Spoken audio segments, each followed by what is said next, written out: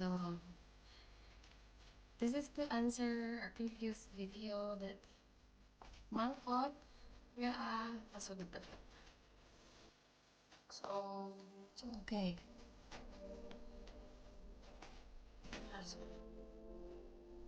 two reason gasugod ko sa vlog or I am trying to appear and being active on social media because I build ko sa trust.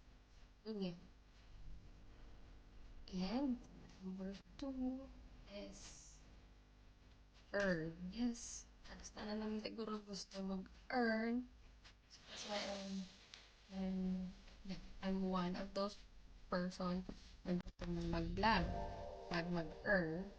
And before ko dapat mag-start earn, syempre kailangan ko sa i-build ang trust sa mga people na mag-view sa akin.